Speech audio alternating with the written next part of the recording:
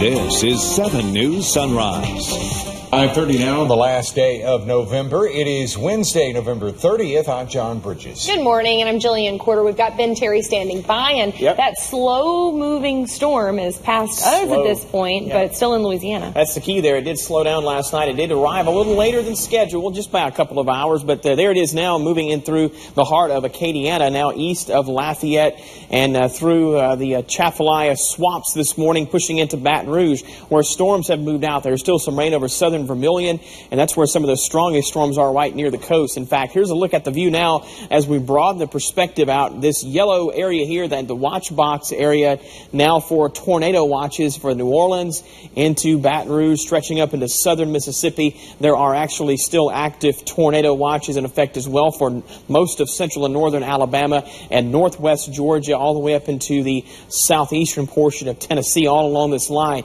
So there's still a threat for severe weather to our east. Thankfully, it's all moving out of southwest Louisiana, and we are done with the rainfall now that the front has pushed through. Look at temperatures now. Some areas down into the 50s this hour. We have 58 at Leesville and 64 now in Lake Charles. So for the morning commute, and keep the rain gear packed away. We're talking about a colder night ahead. Your forecast coming up in just a few minutes. John and Jillian. Jackson, Mississippi was one of the cities in the south experiencing severe weather overnight. The storms in their area toppled trees, ignited fires, and knocked out power to thousands of people. And for the severe weather in southwest Louisiana, we have some video sent to us overnight by KPLC's Max McGee. He shot this outside his window as heavy rains and winds made their way into Lake Charles. And here's some video taken by another KPLC employee shortly before midnight last night as he made his way to work.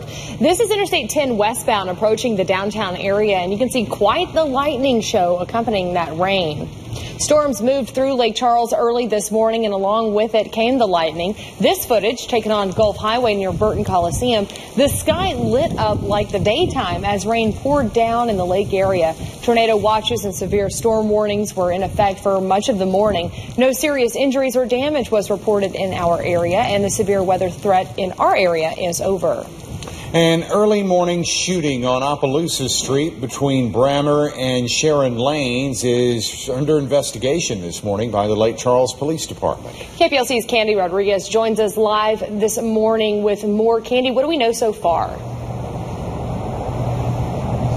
Good morning. The Lake Charles Police Department has confirmed a homicide investigation is currently underway here on the 3000 block of East Opelousas Street, and you can clearly see that by taking a look behind me. A very active scene. They are still out here trying to investigate 5 hours after they responded to a 911 call that came in shortly before 12:30 this morning. Again, all we know right now is that it is a homicide investigation. It has been confirmed. No word on the shooter right now. They are trying to still gather information on the suspect and knowing more about him or her, depending on who it was, and that information has not been released yet. But again, all we know it is a homicide investigation here on East Opelousas Street. Of course, we will continue to keep you updated both on air and online. At your service, live in Lake Charles, Candy Rodriguez, KPLC 7 News. All right, Candy, thanks. We'll check back with you in an hour or so. 5:34 now. The fight between Governor John Bel Edwards and Attorney General Jeff Landry continues. 8 hours of testimony wrapped up last night, and there's still no decision in the court battle. The judge put off any ruling until at least Friday. Obviously, we feel that we presented the evidence to show that the governor's order was certainly lawful and that it is just good policy and it's good business for the state. We don't think it's appropriate to comment at this time, and that we think that we respect the judge's process.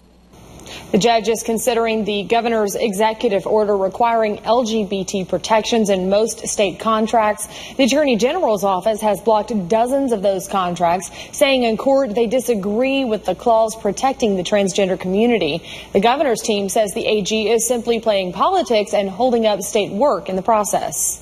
As police hope for a break in Sunday's mass shooting on Bourbon Street in New Orleans, we're learning more about some of the shooting victims. But first, Rogelio Mares shares new video showing the chaos after the gunfire.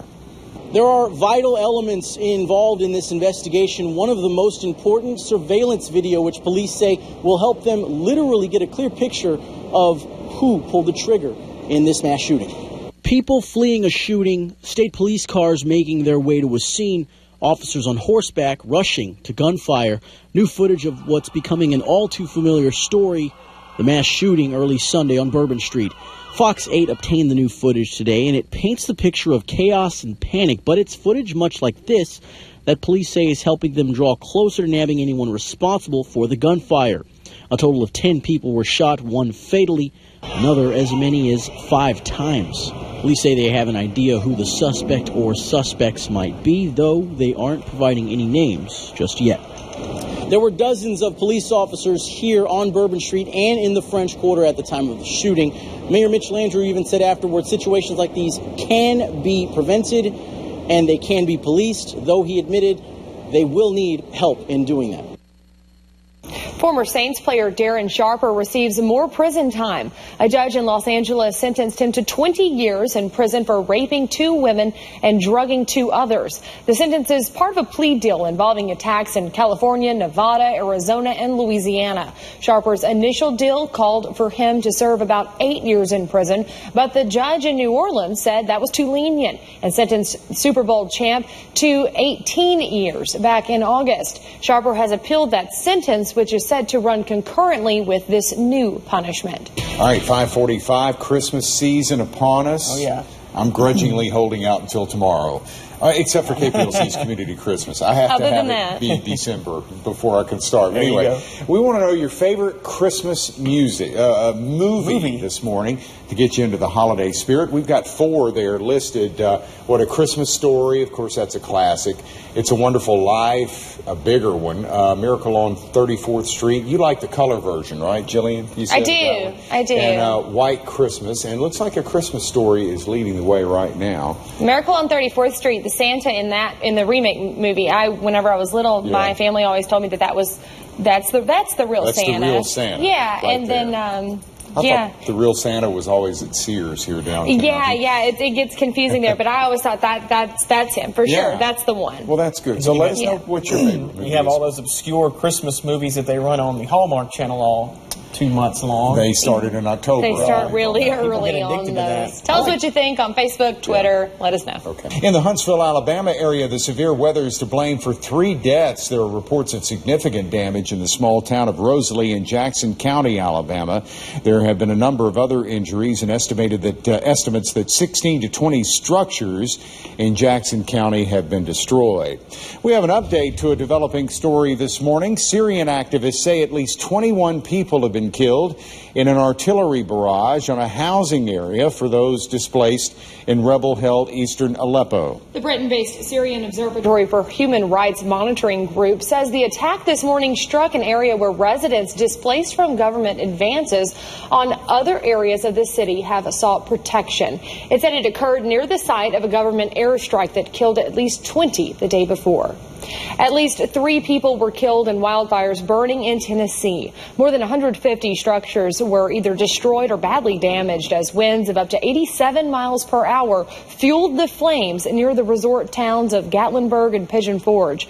The high winds quickly spread the fire Monday night. The flames came extremely close to Dollywood, but the theme park was spared significant damage.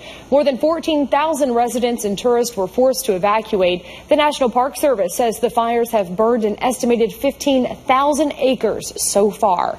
Evacuating as the blaze moved in was hard for residents, but nearly impossible for visitors like a Lake Charles couple. Kaya and Devin DeBard were on vacation and rented a cabin for their second wedding anniversary. Well, they're safe now, but say it was terrifying getting out. There were times where we didn't think we were going to get out. My husband's a lot calmer than I am, and we talked about it last night, and he even said that there were times where he was terrified.